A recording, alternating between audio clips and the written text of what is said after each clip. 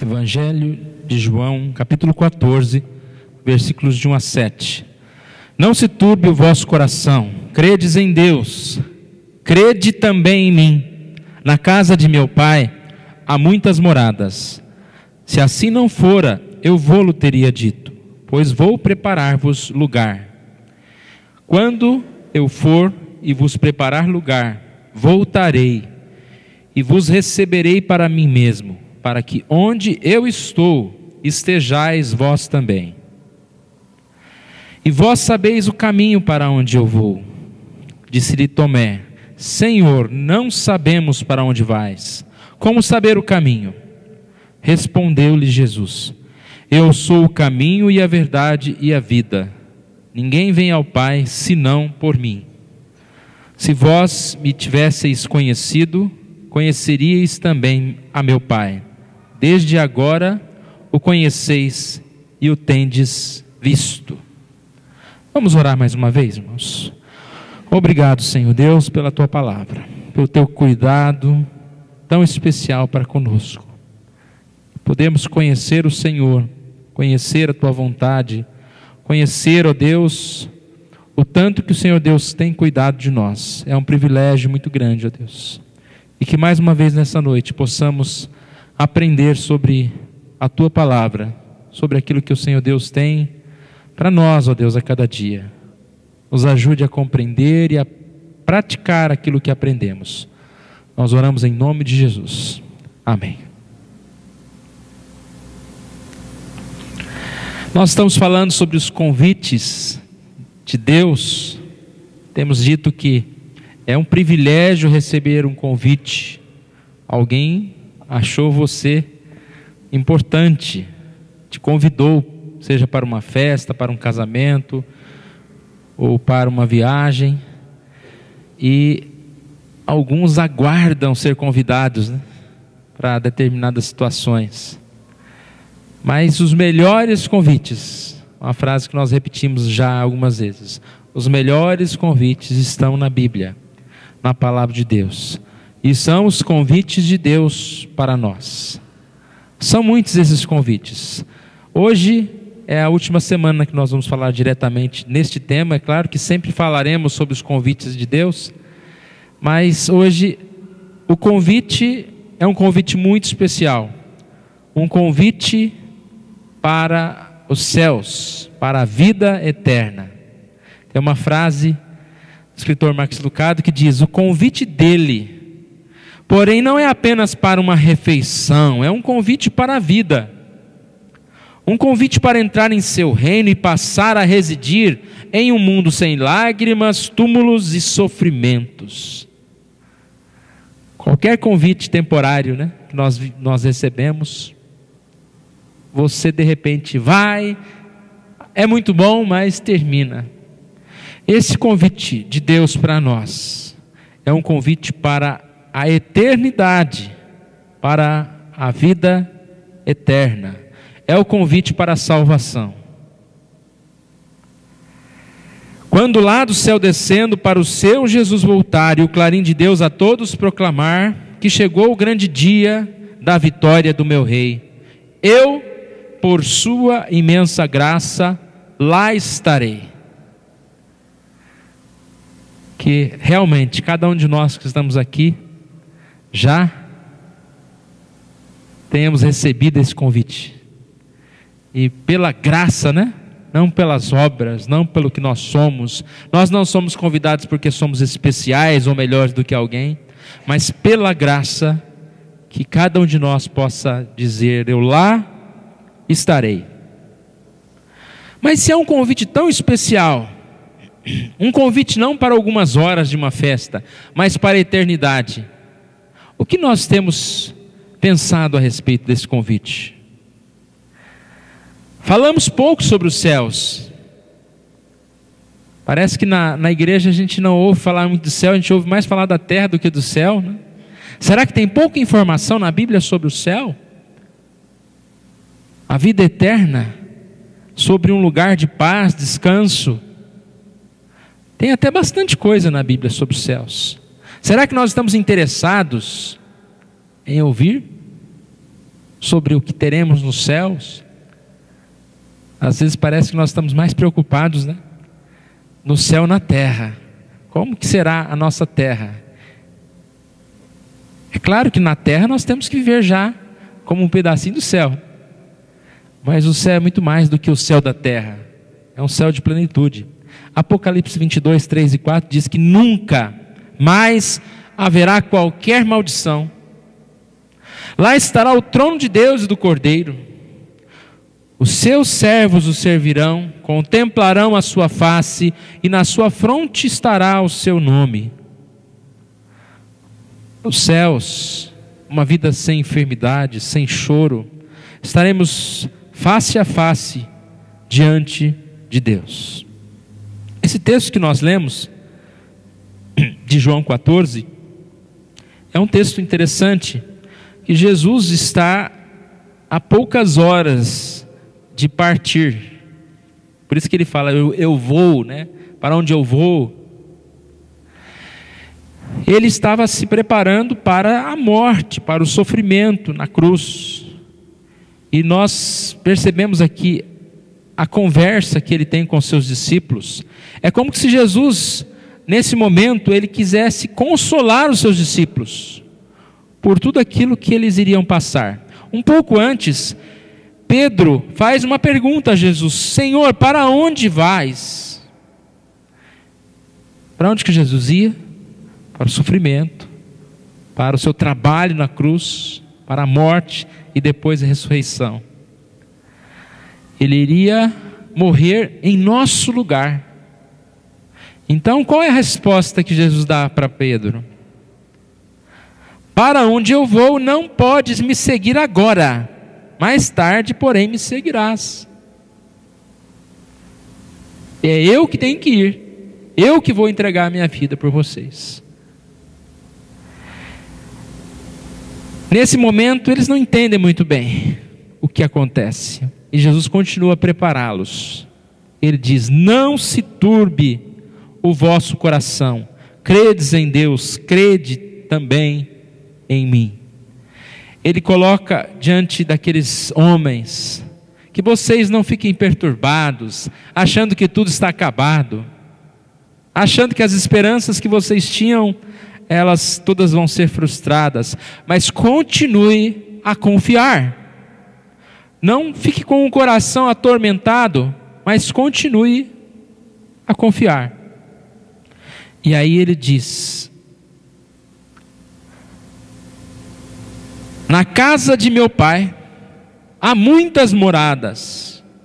Se assim não fora, eu vou-lo teria dito. Vou preparar-vos lugar. E agora ele fala, como consolo àquelas pessoas, que eles tinham um convite especial: morar com Deus, com Jesus nos céus. Ele estava afirmando que logo após a morte e ressurreição ele iria para a casa do Pai. E depois voltaria para levá-los. Quando eu for vos preparar lugar, voltarei e vos recebereis para mim mesmo, para que onde eu estou estejais vós também. A casa de meu pai, ela é descrita como céus. Salmo 33, que nós lemos hoje, versículo 13, diz: o Senhor olha dos céus, vê todos os filhos dos homens, do lugar de sua morada, a casa do Pai, observa os moradores da terra. Será que nós paramos para pensar na dimensão desse convite?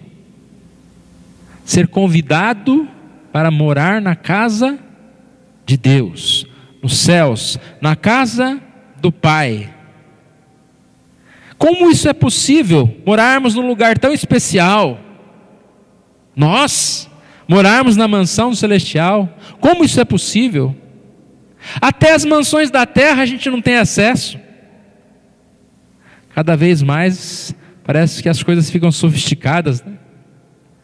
Pela televisão a gente vê algumas imagens de casas luxuosas, pessoas que têm verdadeiros palácios em iates. Você tem acesso a um lugar desse?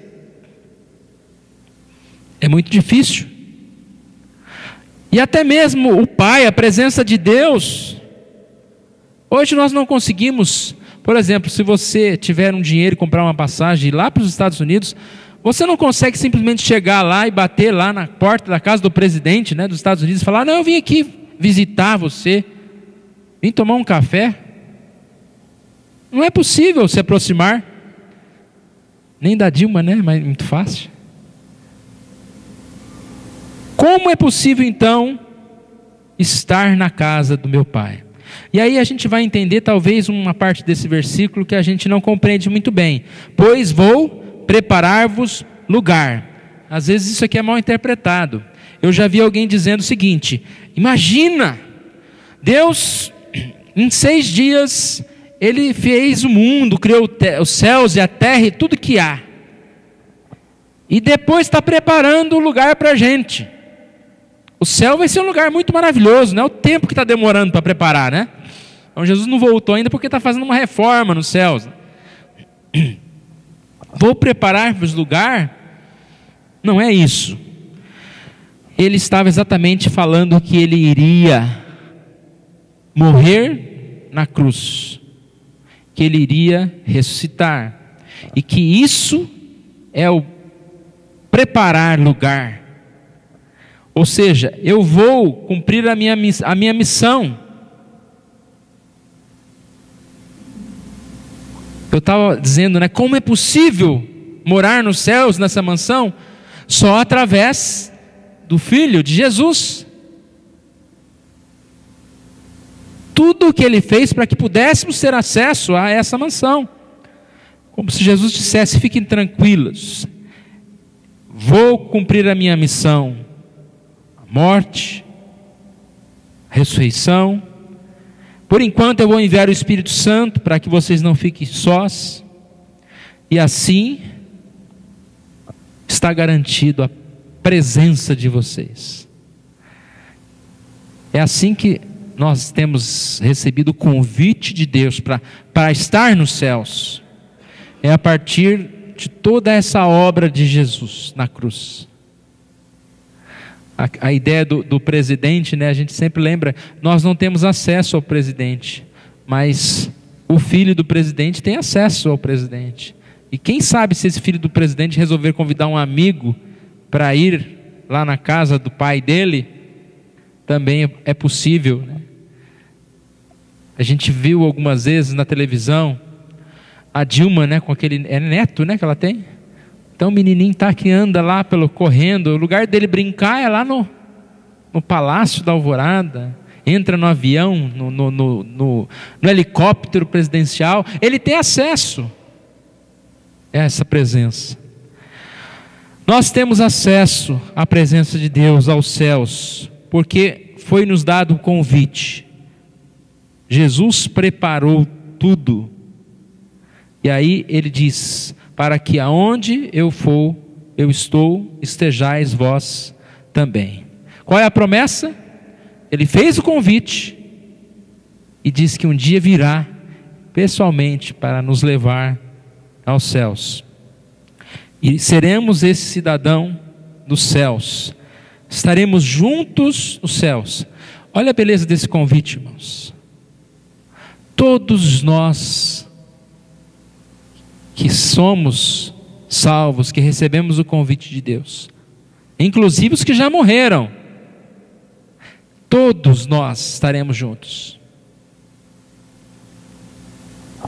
num lugar, glorificando a Deus. Estaremos juntos nessa mansão celestial. Recebemos o convite, e esse convite, ele é como que uma direção, uma chave para estarmos diante do Senhor. E aí ele diz, versículo 4: vós sabeis o caminho para onde eu vou. Os discípulos estão meio confusos ainda com essa conversa de Jesus. E eles falaram: não sabemos para onde vais, como saber o caminho? Olha aqui tem uma definição do caminho para o céu. Porque o que Jesus está falando? Para onde que ele iria? Cumprir a sua missão, preparar o lugar, depois ele iria para os céus. E ele está dizendo para os seus discípulos: e vós sabeis o caminho. E eles: nós não sabemos o caminho. E aí ele diz: eu sou o caminho, a verdade e a vida. Qual é o caminho para o céu? Jesus. Por que Jesus disse que vós sabeis o caminho? Porque eles conheciam Jesus. Eles estavam andando segundo Jesus. Eu sou o caminho, a verdade e a vida. Ninguém vai ao céu senão pelos passos de Jesus. Ele é o caminho. Ele não apenas dirige o caminho, mostra o caminho, mas Ele é o caminho. Ele é a verdade. Vivemos num mundo de muitos caminhos, de muitas ideias, mas só Jesus é o caminho, a verdade e a vida.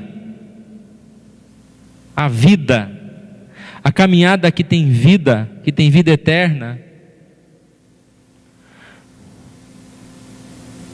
Desde agora o conheceis e o tendes vistos. Quando nós conhecemos a Jesus, nós conhecemos o caminho. O que fica claro aqui, irmãos, que para ir para o céu, nós precisamos buscar o caminho dos céus. E qual o caminho dos céus? Os caminhos de Jesus. Portanto, a nossa pátria não está nesta terra, mas sim nos céus. A partir do convite que nós recebemos, nós sempre vamos ter essa sensação de preparo para uma grande viagem. A vida nada mais é de um preparo para uma grande viagem, para estarmos com Deus. E todo convite requer mudança.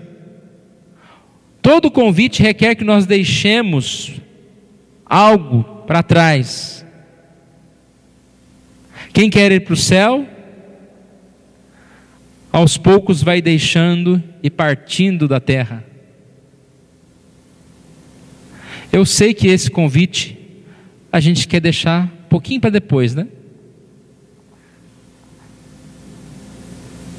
Todos querem ir para o céu, mas nem todos querem morrer agora. Eu nem digo que nem todos querem morrer, porque tem gente que até já está querendo. Me tira daqui, você me leva desse mundo que não está dando não. Mas o fato de não irmos para o céu agora não implica em que não há mudança na nossa vida, que a nossa vida não deve ser diferente, baseada no convite que nós recebemos. Vamos imaginar uma noiva que recebe um convite do seu noivo. Ele o convida para casar com ela. O que acontece na vida dessa noiva? Primeira coisa, ela aceitando o convite, ela não está mais aberta para nenhum outro convite, né? Ela vai já se dedicar ao seu noivo. E aceitando esse convite, ela começa a preparar-se para o grande dia, não é? Eu citei esse exemplo porque eu creio que atualmente é um dos exemplos mais que exige preparo hoje é para casar, né? Vamos casar, pronto, aí é tanto preparo. E geralmente a noiva prepara mais coisas do que o noivo. E aí vamos preparar site do casamento, vestido do casamento, presentes do casamento, filmagem, padrinhos, igreja, celebrante, festa de casamento. Quem casa, quer móveis, quer roupa. que é um monte de coisa. E repare que essa noiva, ela não vai parar de trabalhar, ela não vai parar de fazer as outras coisas, mas tudo que ela olha, ela vai lembrar do casamento dela. O tempo todo ligado, fazendo uma listinha, anotando, pesquisando sobre a sua nova realidade. A igreja é a noiva de Cristo. E quando nós recebemos esse convite de Jesus para estar com Ele, para a eternidade com Jesus, nós temos que ser uma noiva que se prepara em todo o tempo. Não podemos receber mais outro convite. Precisamos rejeitar alguns convites. Você não pode viver de qualquer forma. E você precisa se preparar para a vida eterna. Um texto que ilustra muito bem isso é um texto que nós lemos já parte dele hoje, Filipenses 3, de 12 a 21. Quando Paulo está falando sobre a vida dele com Cristo, ele diz que ele não ainda obteve a perfeição. Ou seja, ele está a caminho. É como se ele dissesse: eu fui convidado, mas ainda não cheguei lá. Eu recebi a Cristo, mas tenho que seguir em diante. E ele diz: prossigo para conquistar aquilo para o que também fui conquistado por Cristo.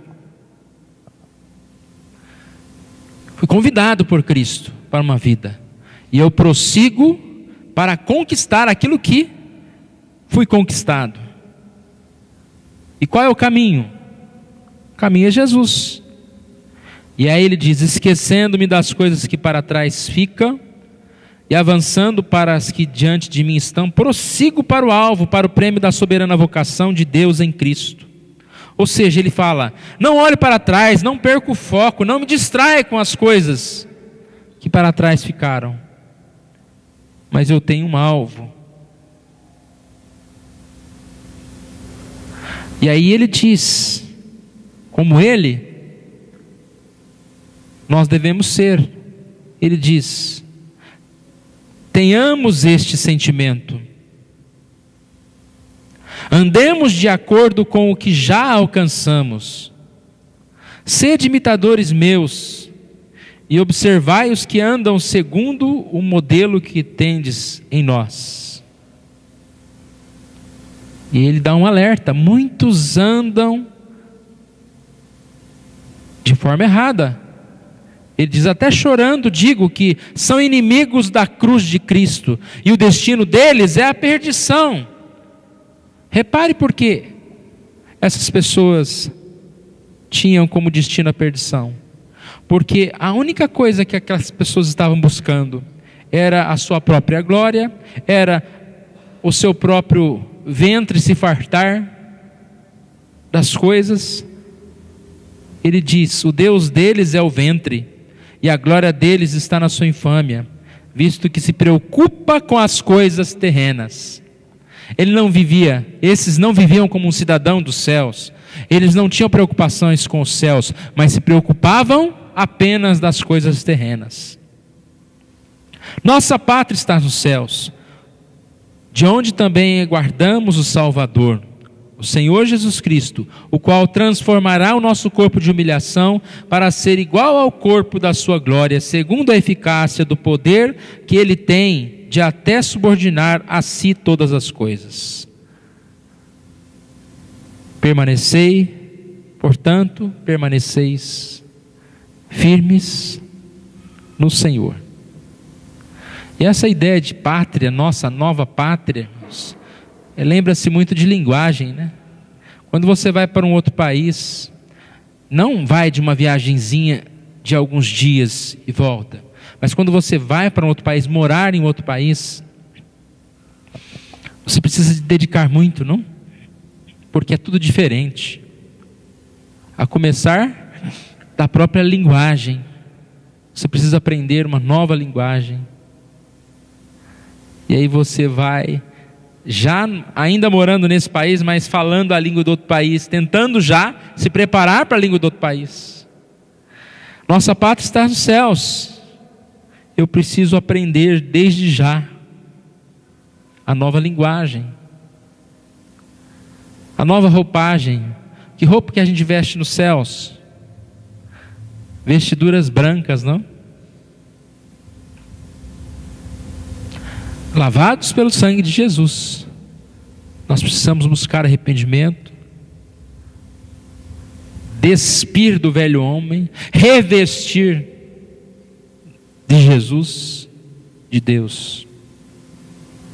E como Paulo diz em 1 Coríntios 7, 29 a 31, resta agora, ele diz, enquanto o tempo se abrevia, não só os casados sejam como se não fossem, mas os que choram como se não chorassem, os que se alegram como se não se alegrassem, os que compram como se nada possuíssem, os que utilizam desse mundo como se dele não usassem, pois a aparência desse mundo passa.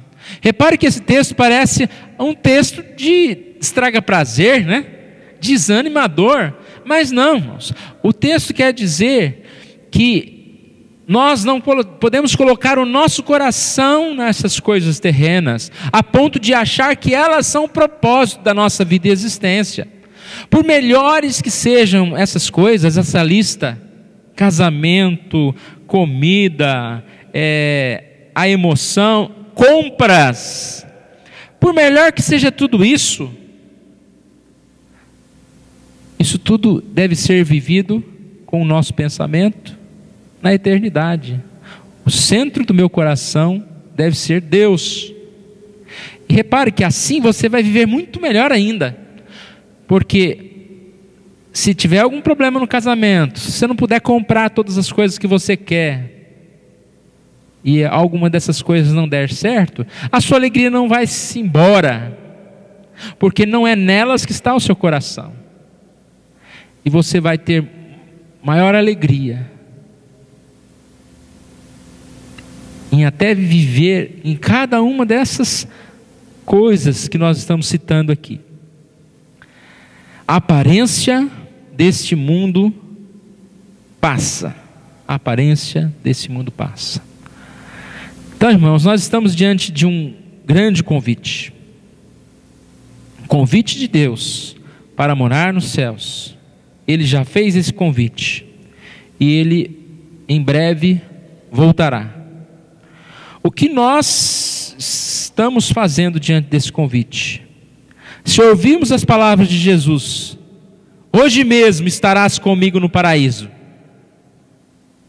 qual seria a nossa reação? O ladrão da cruz ficou muito contente, né? Porque ele não tinha esperanças nenhuma. Essas palavras foram ditas ao ladrão da cruz, a um deles, né? Ele estava lá e dizendo, você fica aí amaldiçoando, falando para o outro ladrão, né? Jesus,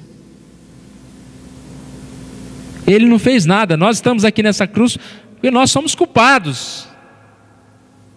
E Jesus viu naquele homem arrependimento, viu naquele homem confiança, porque aquele homem viu em Jesus o caminho, a verdade e a vida. Então, irmãos, eu não quero que ninguém seja chamado hoje, né? Mas se hoje você ouvir a voz de Jesus, dizendo, hoje mesmo estarás comigo no paraíso, você deve ficar muito feliz. E dizer, eu por sua imensa graça lá estarei. Agora você tem que ficar mais preocupado se você ouvir uma voz de Deus dizendo, louco, esta noite te pedirei a tua alma. Aí o negócio está perigoso, né? Porque essas palavras foram ditas para um homem que estava com um problema muito sério. Ele tinha muito dinheiro e já não estava cabendo mais nos seus celeiros, nos seus mantimentos. E ele diz, o que eu farei? E ele diz, vou construir celeiros maiores, para que a minha alma se farta. Repare que o homem busca prazeres e tantas coisas, na verdade ele está tentando fartar a sua alma. Errado. A alma não se farta com galpões gigantes. Você pode ser dono de todo o ouro do mundo, o que não é muito, viu? Tem pouco ouro no mundo. Uma vez eu vi uma pesquisa falando sobre isso, depois eu vou procurá-la. Quantas toneladas de ouro existem em todo o mundo? A sua alma pode continuar vazia. É chamado de louco quem tenta fartar a sua alma da terra. Então, se Jesus nos chamar, espero que Ele nos chame dizendo: estarás comigo, e não nos chame de louco. Mas se Deus falar conosco: louco, o que você está fazendo? É tempo de você dizer: perdão, Senhor. Perdão, Senhor. Sempre há tempo de dizer perdão, Senhor. Buscar a vida eterna. É um convite especial, irmãos, e que sirva para nós. Esse convite de Jesus tinha um propósito inicial: dar paz àqueles seus discípulos. E receber esse convite tem esse motivo especial na nossa vida. Podemos viver em paz, não com o coração conturbado, preocupado pelas adversidades, pelas coisas que acontecem, mas crendo em Deus, podemos ter paz, confiados que nós temos preparado uma morada celestial. E principalmente, irmãos, como nós falamos, recebendo esse convite, nós temos que seguir o caminho, que é Jesus. Porque Ele diz: eu preparo o lugar para vocês, mas eu sou o caminho. Ninguém vem ao Pai senão por mim. Nós devemos seguir Jesus. Vamos orar, irmãos? Que o Senhor Deus esteja nos abençoando. Deus querido, nós estamos aqui diante do Senhor, sabemos que muitas vezes somos negligentes, pois pensamos mais na terra do que no céu. Mas eu creio que ninguém aqui, ó Deus, nenhum de nós aqui é inconsciente desta verdade, de que esse mundo passa, de que todas essas coisas são passageiras. E que diante dessa proximidade do Senhor, ó Deus, que possamos pensar mais nas coisas dos céus, buscar mais as coisas dos céus, desenvolver a carreira que o Senhor Deus tem colocado diante de nós. Ó Deus amado, obrigado por essa noite, por estarmos aqui na Tua casa, Deus, porque demonstra o desejo do nosso coração em conhecer as coisas dos céus, em estar na Tua presença, mas que além disso, ó Deus, possamos buscar o Senhor mais e mais, ler a Tua palavra, orar, fazer aquilo que realmente o Senhor Deus tem nos ensinado. Dá-nos uma vida de moderação, ó Deus, dá-nos uma vida de paz na Tua presença, Deus. E obrigado, Senhor Deus, por esse convite de nos levar para onde o Senhor está, para que um dia estejamos todos juntos para a vida eterna nos céus. Agradecemos, oramos em nome de Jesus. Amém.